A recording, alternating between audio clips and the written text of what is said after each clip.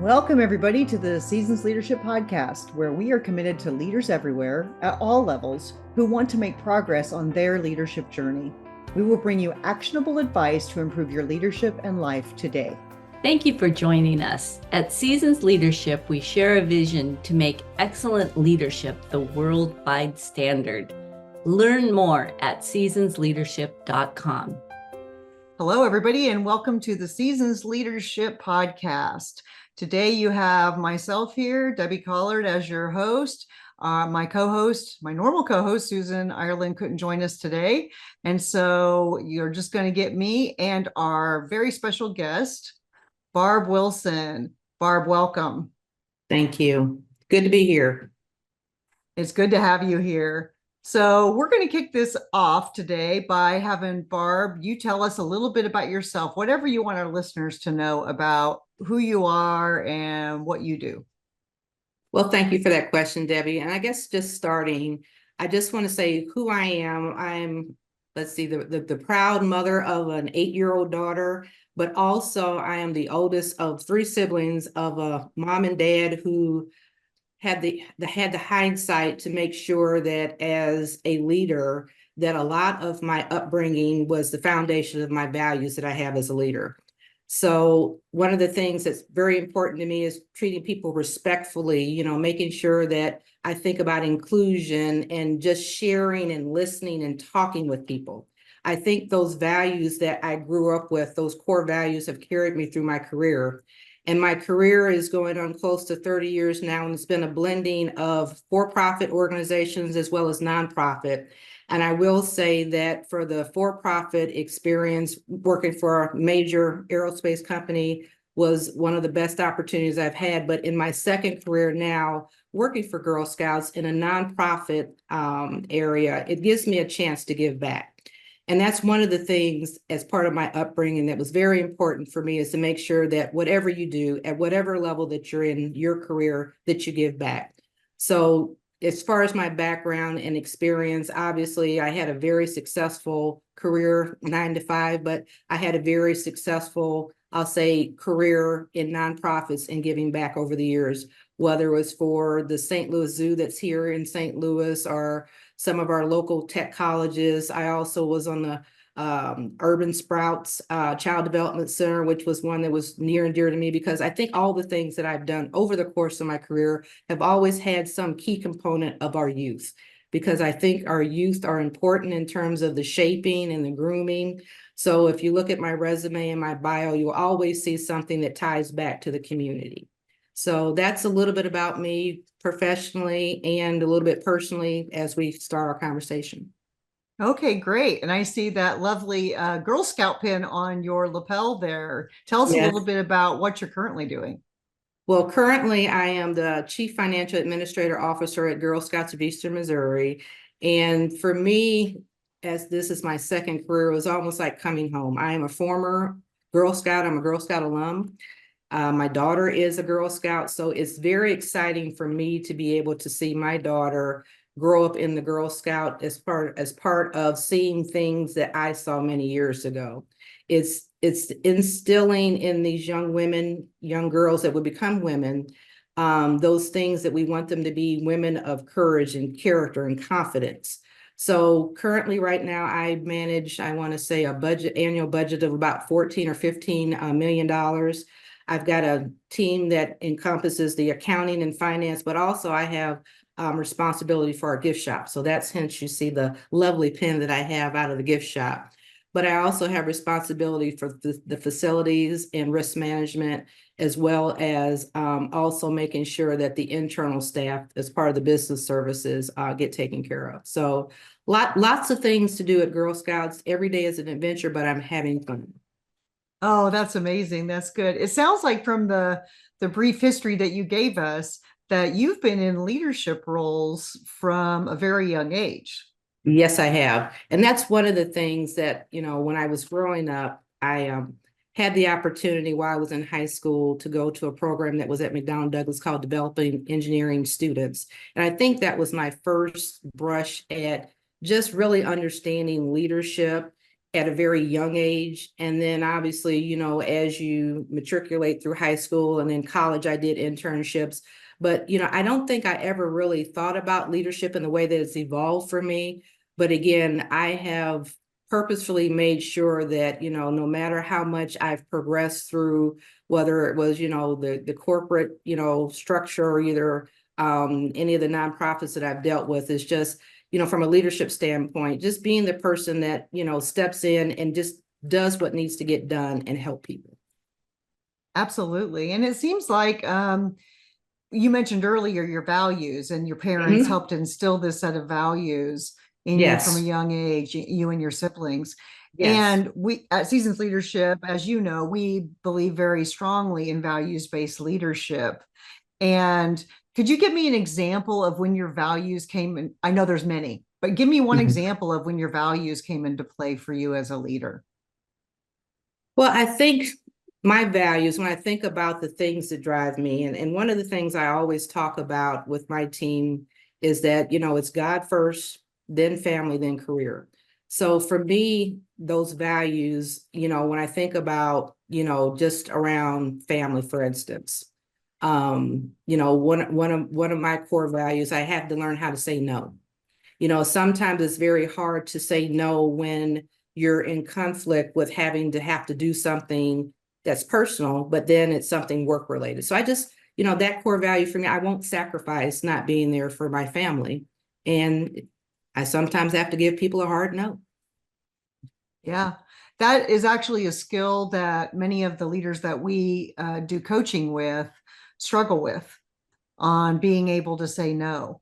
And so that's a very helpful tip for them, that if you think about what's really driving you and those values, that can enable you saying no because you are in alignment with your own values on that. Yes, exactly. Sometimes Well, it's impossible, but you have to do it. Absolutely, you do. I've known you for a lot of years. We've known each other for a lot of years. And there was one story you told me a really long time ago. I don't even know if you'll remember it, but you got an opportunity. And if I screwed this up, apologies in advance. You got an opportunity to go live in Europe for a while and work there. I did. Tell our audience a little bit about that, because I'm sure many people want to know what that was like as a leader transitioning to a different culture and environment and such. Well, I go back, I'll start the story by saying that throughout the course of my career, I've had people like you, people that were mentors to me, were advocates for me. And when the opportunity came up for the Czech Republic, I was at a point in my career where I was wanting to do something outside of St. Louis. And I went to my boss at the time and he said, well, I've got an opportunity in Wichita. I've got one in San Antonio, but I want you to really think about this one that's in the Czech Republic. I'm thinking, why in the heck would I want to go to the Czech Republic? But I went ahead and interviewed for the job, and I did great in the interview, and the offer was made to me. And as I was deliberating, trying to make the decision on if I was going to go or not, because it was my understanding that the person that had the job before me went, and then for family reasons, that particular person was unable to take the assignment. So I asked one of my mentors, and this person said in the Southern twang that I just have come to love. She said, well, you can't make it any worse, because I knew that the business that we had there, it was a joint venture, and the financials were not good. And like I said, my mentor and advocate and now friend says, well, again, you can't make it any worse. So I went, and for me, the opportunity to be as part of a joint venture, living in a foreign country, not speaking the language. But I have been a person who's always believed that you're constantly wanting to learn something new. And this one was a true stretch for me, with the added component of not being able to speak the language. So I went, my boss at the time told me to pack light, because again, we were in a joint venture with a company that, you know, again, the relationship wasn't really good. And the financial books, it was one of those situations again, where it was all upside. You know, my contributions to that leadership team, anything that I did, it was going to be an improvement. But, you know, being the only female, obviously I was the only African-American that was there in a culture that was brand new, that wasn't used to seeing someone that looked like me in a leadership role. I found the people to be very open very welcoming. And that goes back to kind of those core values in terms of inclusion and feeling that sense of belonging where you are. And I will say that I had been there maybe 6 months, because I went over there, I'd gotten someone to teach me the language. I was starting to learn some of the things there. And then all of a sudden we got the phone call that, we were pulling out. So for me, at that time being a senior leader for the company, and then having to sit in negotiations with very high people in the government, because, the company was, state owned. So again, being able to experience things that I wouldn't normally had to do that. I was the one who had to get people out of leases. I was sitting there with lawyers. So it was one of those one-off career assignments that, again, I always looked for the tough assignments to do. But again, the benefit that I got professionally and personally, and I think the only thing I can remember today in terms of the Czech language is Dobrý den, which is your greeting when you meet someone, because I had just gotten into the point where I was learning the language and then had to stop. But in terms of being able to see Europe and all that it has to offer, it was one of the best experiences that I had. And then from that, since I was the senior finance person that was there, I couldn't leave. So the engineers were leaving, the folks from supplier management were leaving, and I couldn't leave because literally I was the last one to leave, to turn off the lights and shut the door. But I will say that because of the fact that throughout my career, I've always had very strong mentors, that I cultivated relationships that advocated for me, so that when I had to repatriate back to the United States, I had 4 vice presidents that had advocated for me and had put my resume in front of our CEO of our military division at the time. And I had an opportunity to be interviewed and then subsequently become the chief of staff for our CEO and president of our defense business back, oh gosh, what was that? Almost 20 years ago? Gosh. I said we've known each other for a long time, because that's when we met. Exactly. Oh my gosh, that was about 20 years ago. Well, and I happen to know who that mentor is that you're talking about too. Also another great example of leadership. Yes, absolutely. So that's a great story. And it sounds like you learned a lot from that experience. I did. And it just goes to show you never know what opportunities you're going to get handed as a leader, and it's about getting the best out of those. Yes. Our vision at Seasons Leadership is to make excellent leadership the worldwide standard. And I'd like to ask, what way do you think, give us one example of a way that you think you contribute to leadership excellence? One of the ways I think I contribute is I've always prided myself in being someone that can recognize talent and potential. And one of the things I can think back, I had an employee that really did not see herself in a leadership role. And I think as leaders, we're constantly looking for who's the next Debbie, who's the next Barbara. And one of the things I think sometimes we as people don't really see what people see in yourself. And so this particular employee, she was an employee at the time. We were as contracts group, but she had the best rapport with customers. She had the best rapport with the team, but didn't see herself in a leadership role on the team. So it was, being strategic in my development of her, obviously, wanting to make sure that she had, all of the, the requisite training, understood, things that need to be done from a team standpoint. But when I got to a point where I felt very comfortable that she knew exactly what she was doing in terms of engaging with the customer, engaging with the team, I would somehow say, well, I've got a meeting, I've got a conflict. Can you handle this meeting for me? And I think probably after the 3rd or 4th or 5th time of her understanding and realizing that, that she was actually running things, she came back and realized what I was doing. But again, it was something that I really felt that she needed to realize, that she was leadership material. So with regards to, how I contribute, I think it's important as leaders that leaders recognize leaders, and that you have to do the grooming and making sure that they're ready to lead. So that's one of the things I've always carried that with me from assignment to assignment, in terms of when you have those, performance development, discussions every year, you always focus on the task at hand. But then I think I always spend more time talking about what do you want to be when you grow up and how do I help you get there? But like I said, for me, it's just recognizing raw talent. And like I said, and that for me was one of the most, I'll say, things I'll never forget in terms of her really understanding when the light bulb went off in her head as why I was doing what I was doing. And she embraced it. She went through that door and she never stopped. That's lovely. That's lovely. Yeah, as leaders, recognizing and then further developing that potential in individuals, that is our role, to create other leaders, to support the people that are under us. Okay, let's switch gears a little bit. Oh boy. What are you passionate about right now? What am I passionate about right now? I think what I'm passionate about right now, obviously, you could hear the people piece of me, because I'm a very, I don't want to say hands-on, but I care about the people that I work with. And I'm very passionate about helping people, as well as I think I'm passionate about the mission. So if I think about the mission of Girl Scouts, if I think about the current CEO of Girl Scouts of Eastern Missouri, the passion for the girls and helping set the stage for the next generation of women leaders.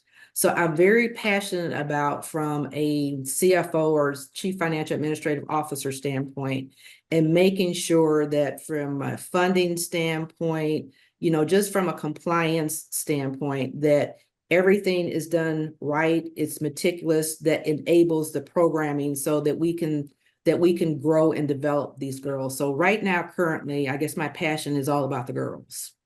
And like I said, as a CFO, just making sure that we've got funds available to harness and do things with these girls that are going to be our future leaders. Because that's amazing. Like I said, I'm very fortunate that I have a CEO who sets the direction, and that passion that she has is just contagious. It's absolutely contagious. Okay, this is maybe an off the wall one. We all talked about what you're passionate about now, but this is just a Debbie curiosity question. But what was your favorite job you ever had in your whole career? Well, if I can answer that question, I have two. Okay, and you can. I set these two roles probably of the same equal footing as my favorite assignments. And I think the one that I had was when I first met you. And being the chief of staff, being at that high of a level within the organization, I got the opportunity to see leaders at their finest. And I got the opportunity to see leaders that weren't acting as best they could. So for me, it was close to 2 years of being the fly on the wall, being able to sit in the room and be a part of strategic discussions. And for me, again, that opportunity was one that I never envisioned myself being in, but it was that particular role where I met leaders like you, and I further developed, I'll say, my rolodex of mentors that I had. Obviously, I had mentors and advocates before, but I think from that job, it just kind of expanded. But again, learning a lot. And then for me, it was understanding that while I was doing my job, heads down, doing the best that I could do, not realizing that everyone that was on that leadership team was looking at, my work ethic, me getting things done, such that when I came out of that job, I didn't really have to look hard because I had people fighting over me. And I think that's one thing that people always forget about, is that it's not about that, that next job. It's about doing the job that you have, and those rewards and that upward mobility for other things will happen. And to me, I guess, it was just, I was just doing my job. I was, trying to stay two steps ahead of my boss at that time. And, obviously there were great days, being down in Florida, seeing, rockets launch up into the air. And I mean, I got to see so much of the business, because having growing up in St. Louis, I was very limited to what I saw in terms of the defense business. But, just traveling all over and being being that fly on the wall, it was absolutely amazing. And like I said, I got to meet people like you. So First job was that job as chief of staff. The second job I think I put on equal footing was when I dovetailed into a program management role. So when I had to come out of that chief of staff role, I was planning to go back to finance. I grew up in finance. That was something that I knew. And at that time, my boss said to me, why are you going back into finance? You know that. Try something new. So again, all this great advice I'm getting from former bosses and mentors that again caused me to be put in an uncomfortable situation, but I learned so much. So I ended up taking a program management role. And I want to say that my second favorite opportunity was when I was the program manager and director for the T-45 program. It was a program that we were at the end of the life cycle. We were making the airplanes here in St. Louis. It gave me a chance to be able to engage with the union folks where I hadn't done before, actually walking the shop floor and getting to know the men and women putting those aircraft and producing them. But I will say that that particular opportunity gave me a chance to be in Texas, sitting, engaging with the customer. And we were at a community event and I was sitting having lunch and I didn't realize I was sitting next to the air boss of the Blue Angels. So I'm just having a conversation, just talking to him, telling him what I do and all this, just engaging conversation with the customer. Unbeknownst to me, he mentioned the fact that, we take people like you up on our VIP flights and all that good stuff. And I'm thinking, yeah, all right, okay. But he was a man of his word. And within about 6 weeks, I was down in Pensacola in the back seat flying with the Blue Angels. So of my two favorite jobs, like I said, it was the chief of staff role and that program management job. But I will say that the program management opportunity gave me a chance to really engage with the customer and understanding their needs. So again, it's kind of twofold with respect that program management job is very customer facing. And then being the chief of staff to the president and CEO, also very customer facing, engaging with the customer. It really opens your eyes in terms of the products and services that you provide those customers. And you get feedback real time about, the wants and what's wrong. And again, as I was coming up in the ranks and contracts, I was so far removed from that customer that, like I said, those two jobs have probably been my most favorite because, again, of just the opportunities that were afforded, but also they were both really hard jobs and I had to work my behind off. Yeah, and those are the opportunities where you learn the most, right? Because out of Absolutely. necessity. Out of necessity. Yes.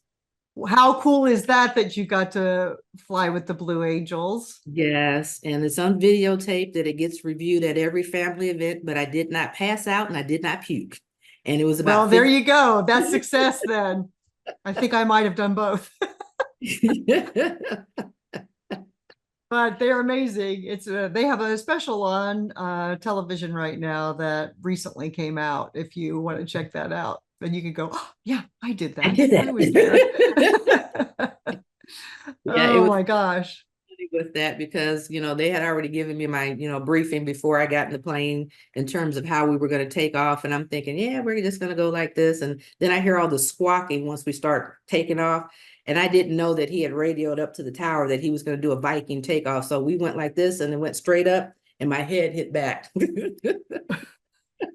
That must have been a rush in more ways than one. It was, but I will say that I've got like a small clip of that ride that I always share with my new teams when I'm introducing myself, just to, you talk about your background all the time, but I will tell you that whether it's a new staff that I have introduced myself to or either out in the community, because I do, again, a lot of the things I do in the community have something to do with the youth. As a matter of fact, I'm going to be speaking next Friday for some middle schoolers. It's giving people a little bit more insight about me, but as far as the youth, that short, 2 or 3 minute clip of the 50-minute ride, it garners so many questions and, especially with our young folks in terms of the possibility of, in terms of, set your aims high. You can be whatever you want to be. Yeah, very inspiring to them. It must be. They're probably so excited to even be in the same space with you. I don't know about rock star. Okay, so as we're coming up to the end of our conversation today, I want to ask you, we promise our listeners actionable advice that they can use to Mhm. improve their own leadership journey and lives. What actionable advice do you have that you would like listeners to know or to think about? One of the things for me, and it may be very simplistic, but for me, it has been kind of one of the things that has always driven me is that never forget where you came from in terms of the decisions that you make, in terms of how you carry yourself. Because again, once you accept that leadership badge, you're in it for life. It's a commitment. It's a lifelong commitment once you get into leadership. And I think sometimes as leaders, we forget what it's like, down at that working level. And for me, some decisions that have to be made may not be popular, but before some decisions are made, I always think about if I was a level 1 or a level 2, or if I was a mid-level manager, or if I was a senior manager, how would I feel?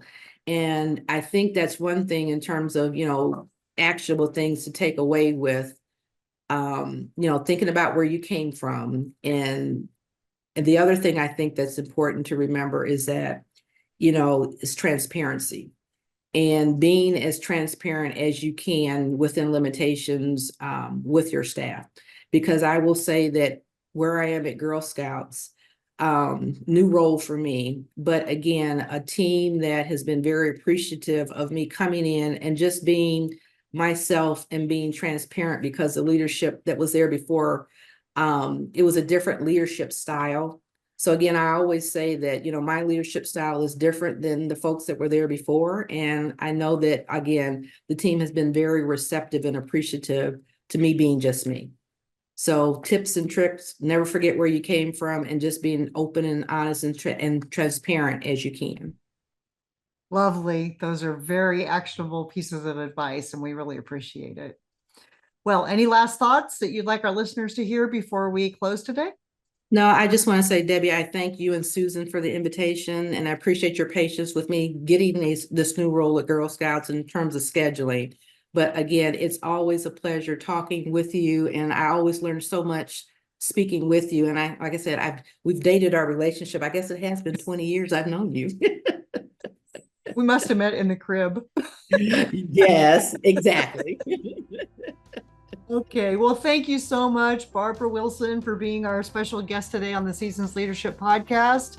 And to all the listeners out there, stay tuned for another exciting episode coming up. Have a great day. Thank you, listeners, for joining us today. We hope that you were inspired by this conversation. And we invite you to join our community on Patreon. See the link below. There you will find more resources to help you on your leadership journey. Make sure to join us next time for more conversation about leadership excellence.